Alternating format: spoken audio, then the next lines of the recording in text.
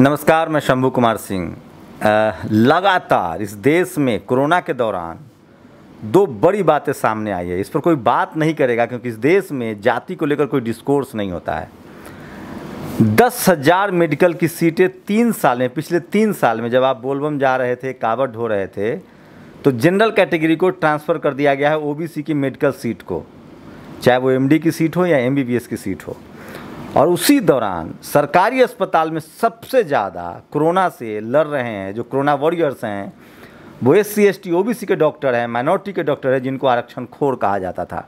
मेरे साथ दो खास मेहमान हैं, डॉक्टर सोनू लेडी हार्डिंग में सीनियर रेजिडेंट हैं, और डॉक्टर रतन बहुजन समाज से हैं, दोनों OBC कैटेगरी से हैं। इन्हीं दोनों मुद्दों पर बात करेंगे।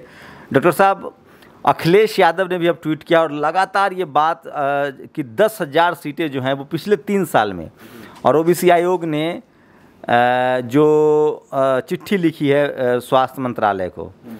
अब तो स्वास्थ्य मंत्री चले गए हैं WHO में, प्रधानमंत्री OBC हैं। क्या लगता है ये कितना बड़ा नुकसान है OBC को? वो कावड़ ढो सकता है लेकिन डॉक्टर नहीं बन सकता है। देखिए, OBC की संख्या जो है डॉक्टरी में वैसे भी कम है। जितने भी प्राइवेट कम मेडिकल कॉलेज में लोग जाते हैं वो मैक्सिमम जनरल क्लास से हैं। आप कभी भी लिस्ट निकलवाएंगे तो मिलेगा वो जनरल क्लास से हैं। और नीट PG में क्या है, अभी तक 27% रिजर्वेशन लागू नहीं हुआ है। और 3 सालों में पिछले तो नुकसान हो ही रहा है। पर ईयर समझ लीजिए 3,000 से ज़्यादा सीटें अभी क्लिनिकल ब्रांच की सीटें जनरल में चली जाती हैं।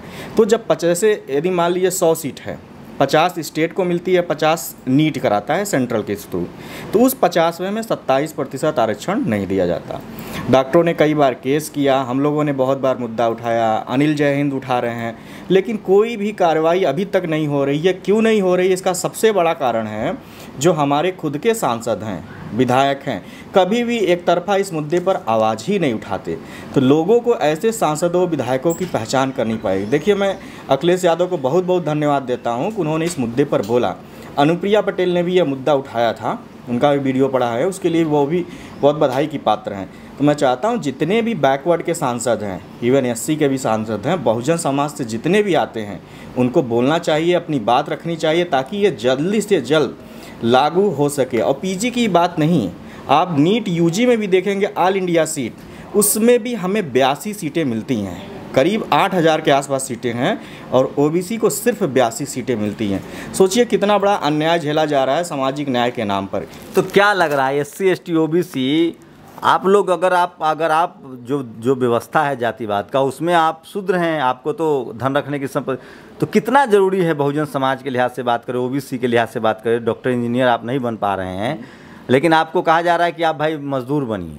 देखिए, सामाजिक न्याय इसीलिए लाया गया, जो सामाजिक न्याय का प्रावधान है संविधान में रखा गया, इसी वजह से रखा गया कि एक एक व्यक्ति इक्वलिटी पर आए, और समानता तभी पा सकता है जब उसे अधिकार मिले। अभी तो बैकवर्ड को अधिकार मिला ही नहीं है। बाबा साहब ने कह कर गए थे कि सबको एक समान अधिकार मिलना चाहिए। भारत तभी डेवलप करेगा जब इस देश का एक एक व्यक्ति आगे बढ़ेगा, डॉक्टर बनेगा, इंजीनियर बनेगा। लेकिन ये लोग किसी न किसी तरीके से मुद्दा फंसाए रखते हैं। एक तो OBC का आज जो पलायन है ना, आप इसीलिए पलायन करने के लिए मजबूर हैं क्योंकि आप स्कूल कॉलेज आपको नहीं जाने दिया गया, आप डॉक्टर इंजीनियर नहीं बन पाए। अगर आप डॉक्टर इंजीनियर पैसा वाला होते तो आपको पलायन नहीं करना पड़ता, आपके घर में खाना होता। आपको मजदूर बना के रखा गया, मजबूर बना के रखा गया है। डॉक्टर मौर्य साहब, और ये दोनों OBC के डॉक्टर हैं। ये मत कहिएगा कि खाली शेड्यूल कास्ट के लोग आंदोलन चला रहा है। शेड्यूल कास्ट के लोगों को सबसे ज़्यादा आंदोलन चला रहे, लेकिन OBC के लोग जब तक इसमें शामिल नहीं होंगे, आप इतना जान लीजिए कि SC ST की भागीदारी ज़्यादा है OBC से, क्योंकि उनके पास कम आरक्षण है, आपके पास 27% है, लेकिन आप लड़ नहीं रहे। सर, OBC के डॉक्टर कितने जागरूक हुए? आप खुद OBC से हैं, आपके 10,000 सीट तो पिछले 3 साल में चले गए।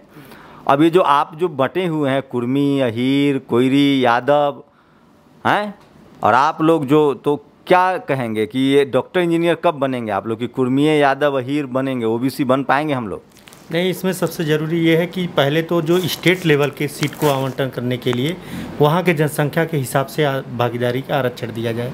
क्योंकि साउथ इंडिया अगर नॉर्थ इंडिया में है, नॉर्थ इंडिया साउथ इंडिया में है, लैंग्वेज संबंधित कई प्रॉब्लम होते हैं, और सभी जितने मेडिकल कॉलेज हैं, डीन वगैरह सब जनरल हैं। किसी को डॉक्यूमेंट्स द्वारा, किसी को रैकिंग, एंटी रैकिंग द्वारा कहीं ना कहीं फंसा के उनको निकाल के सीट खाली ओबीसी के साथ ये होता है।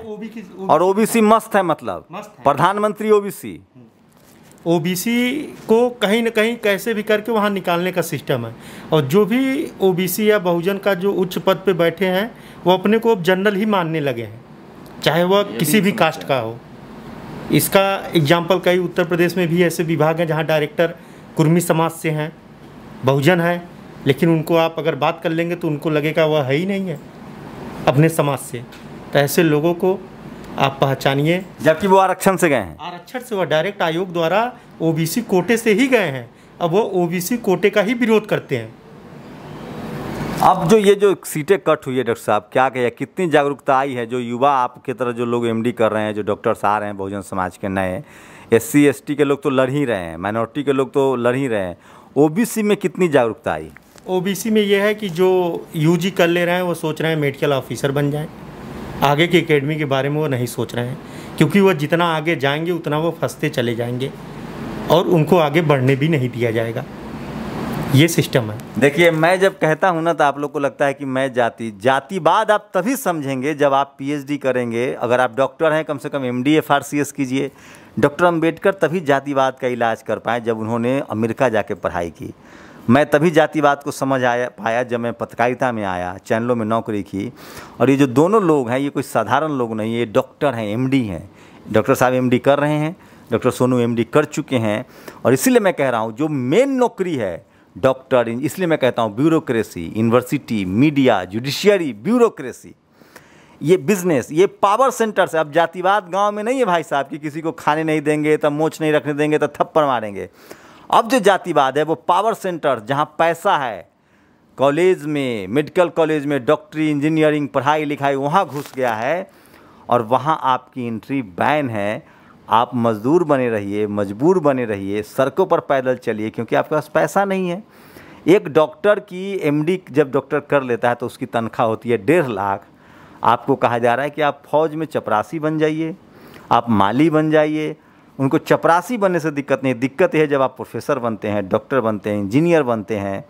आप किसी कॉलेज में जाके चपरासी बन जाइए, उनको कोई दिक्कत नहीं। चपरासी की नौकरी में खूब आरक्षण है, लेकिन आप दिक्कत तब होती है जब आप आईएएस बनते हैं, डॉक्टर बनते हैं, पत्रकार बनते हैं, इंजीनियर बनते हैं, ब्यूरोक्रेट्स बनते हैं, तो दिक्कत उनको खड़ी हो जाती है। और तभी आपको मजबूर बनाया जाता है और आप सड़कों पर। आज जो ट्रेनों में मर रहे हैं, आज जो पलायन कर रहे हैं, वो सब के सब बहुजन समाज के लोग हैं, माइनॉरिटी के लोग हैं, क्योंकि उनके पास 1 महीने का तो छोड़ दीजिए, अगले 2 वक्त का खाना नहीं होता है। इसी बीच एक सबसे जो बड़ी खबर है, कोरोना में सबसे ज़्यादा जो ड्यूटी लग रही है वो बहुजन डॉक्टरों की लग रही है। डॉक्टर साहब, आप तो कोरोना पेशेंट भी देख रहे हैं, इसमें कितनी सच्चाई है? देखिए, इसमें सच्चाई तो है ही। लोग मजाक उड़ाते थे कि आप आरक्षण के डॉक्टर से इलाज कराइए जा करके, लेकिन आप देखिए, लिस्ट निकलवा लीजिएगा कोरोना महामारी के बाद कि सबसे ज़्यादा डॉक्टर जो हैं वो काम कर रहे हैं वो किस वर्ग से हैं। आपको मिलेगा कि जितने आरक्षित वर्ग वो सबसे ज़्यादा बढ़ चढ़ के, बिना डरे, और डरते भी नहीं है। सोचिए, कियोस्क तक नहीं है। कियोस्क का मतलब होता है एक स्टडी बूथ जिसमें बैठ करके आराम से सैंपल निकालिए। 45 डिग्री सेंटीग्रेड पे पीपीई किट पहन करके सबसे ज़्यादा हमारे डॉक्टर काम कर रहे हैं इस बार। और इसमें कोई दो राय रही कि सबसे ज़्यादा यदि कोई हिम्मती वर्ग है, कोई ताकत वर्ग है, तो है बहुजन वर्ग। 1000 किलोमीटर साइकिल से नाप देता है बाप को बैठा के, और 2000 किलोमीटर पैदल चल देता है। बिल्कुल, यही तो डॉक्टरों को ताकत देता है। ये हिम्मती है। हिम्मत का तो सलाम करता हूँ, लेकिन ये मजबूरी भी तो है डॉक्टर साहब। मजबूरी तो है, बिल्कुल। मजबूरी इसलिए है कि जो हमारे नेता हम ही लोगों में से चुनकर जाते हैं, हमारी बात करते नहीं हैं, इसी की दिक्कत है। इस बार मैं चाहता हूँ आप लोग भी सवाल, आप तो हमेशा सवाल करते हैं, और लोग भी करें।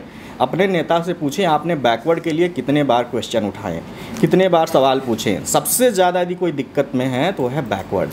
आप लोग लेकिन सेवा करते रहेंगे, चूँकि आपने शपथ ली है कि हम किसी भी स्थिति में मरीजों की सेवा करेंगे। हाँ, देखिए, हमारे लिए हम कभी भी सवर्ण वर्ग को भी नुकसान नहीं पहुंचाते, लेकिन सिर्फ हम अपने वर्ग की बात जरूर करेंगे, क्योंकि वो सबसे ज़्यादा दबाया जा रहा है, उसे पदभ्रष्ट किया जा रहा है। जैसे लेकिन जब आप डॉक्टर ड्यूटी पर होते हैं तो आप समान नज़रिया से सबको देखते हैं, जबकि वही गैर सवर्ण लोग शोषण करते हैं। देखिए, हम लोग चाहे ड्यूटी पर हों चाहे ना हो, हम लोग कभी भी उनको आहत नहीं पहुंचाते, लेकिन अपनी बात करते हैं। अपनी बात करना एक संवैधानिक दायरे में। आप बैकवर्ड SC ST की बात करते हैं, जिनका शोषण हो रहा है बात करते हैं, तो एक संवैधानिक दायरा है। तो कोरोना वॉरियर्स जो है वो बहुजन डॉक्टरों की ज़्यादा ड्यूटी लग रही है। बिल्कुल, बहुत ज़्यादा लोग हैं और मन से पूरे काम कर, जितने इन्फेक्टेड आप लिस्ट निकालेंगे, मतलब सफाई कर्मचारी भी आप है, डॉक्टर भी आप हैं, सफाई कर्मचारियों की जो, और पुलिस के जीडी लेवल की पुलिस की छोटी जो पुलिस में जवान है वो भी आप। हाँ, ज़्यादातर मैक्सिमम लोग यही हैं।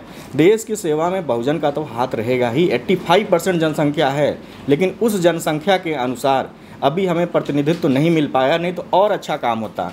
ये जो तो देखिए, ये जो कहा जा रहा था ना, सरकारी नौकरी आज काम आ रहा है आपके पास, सरकारी अस्पताल, सरकारी स्कूल, सरकारी बस, पुलिस। इसलिए मैं कह रहा हूँ इस देश में निजीकरण इसीलिए किया गया था कि बहुजनों की भागीदारी न मिले, आरक्षण न लागू हो, और उसी का नतीजा है कि प्राइवेट, आज सुप्रीम कोर्ट ने कहा है कि जो हॉस्पिटल फ्री में ज़मीन लेता है वो इलाज नहीं कर रहा है।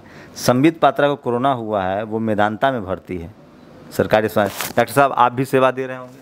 हाँ, बनारस में हम भी सेवा दे रहे हैं। तो आप भी मतलब क्या डर लगता है कभी? नहीं, डर नहीं, ये होता है कि लोगों का, अपने लोग जितने हैं प्रवासी आ रहे हैं महाराष्ट्र से, कहीं से भी आए, लेकिन सबका इलाज हो पाए और लोग अच्छे तरीके से अपना जीवन यापन कर पाए। तो देखिए, इस देश में जातिवाद का नया चेहरा है। जब बाबा साहब ने आपको संविधान में अधिकार दिया तो जातिवाद ने अपना चेहरा महीन किया। इस देश में सबसे बड़ी विडम्बना है कि जो जितना ज़्यादा पढ़ा लिखा होता है वो उतना घोर जातिवादी होता है, और जो जितना बहुजन जो पीड़ित है वो पढ़ता लिखता है तो जातिवाद के खिलाफ लड़ता है, और जो शोषण करने वाला है वो जितना ज़्यादा पढ़ता लिखता है वो उतना जातिवाद करता है महीन तरीके से। तो अब जातिवाद जो है वो पावर सेंटर्स पर है, मीडिया, जुडिशियरी, ब्यूरोक्रेसी, बिजनेस में। अपने बच्चों को डॉक्टर बनाइए, इंजीनियर बनाइए, तब जाकर आप इस समाज में अपनी स्थान बना पाएंगे, अपनी लड़ाई के लिए लड़ पाएंगे। नहीं तो आप लगातार लाचार, बेबस और मजदूर बनाए जाएंगे और आपकी जान हमेशा कौड़ियों की भाव जाएगी। शुक्रिया डॉक्टर साहब, आप हमसे बात करें। बहुत बहुत धन्यवाद शंभू जी। तो नेशनल दस्तक को देखते रहिए। हमारी कोशिश होती है कि वो वंचित समाज, ऑपरेस सोसाइटी, वो तबका जिसकी कभी आवाज़ नहीं बनी, वो आवाज़ हो। और जब भी मुझे जातिवादी, ब्राह्मणवादी, मनुवादी लोग कहते हैं कि मैं जात की चर्चा करता हूँ, भैया मैं जात की नहीं, मैं वर्ग की चर्चा करता हूँ, संविधान की चर्चा करता हूँ, क्योंकि संविधान में SC, ST, OBC, माइनॉरिटी और जनरल है और सबको बराबर का अधिकार है। और जो संवैधानिक बात नहीं मानता है, दरअसल जातिवाद है, जाति के नाम पर शोषण। हम बात करते हैं वर्ग की। इस देश की बड़ी विडम्बना है कि सिर्फ जनरल कैटेगरी के जो लोग हैं उनका संसाधनों पर कब्जा है, और SC, ST, OBC और माइनॉरिटी के लोग उससे अभी कोसों दूर हैं। आपकी क्या प्रतिक्रिया? आपकी प्रतिक्रिया हमारे लिए बहुत ज़रूरी है, अपनी प्रतिक्रिया जरूर दीजिए। शुक्रिया। नेशनल दस्तक की आपसे गुजारिश है कि अगर इसको बचाना चाहते हैं तो नेशनल दस्तक को सब्सक्राइब करने के लिए रेड कलर के सब्सक्राइब बटन को दबाएं, फिर बेल आइकन की घंटी दबाएं। नेशनल दस्तक को बचाने के लिए बहुत ज़रूरी है कि हर खबर को शेयर करें, लाइक करें, कमेंट जरूर करें।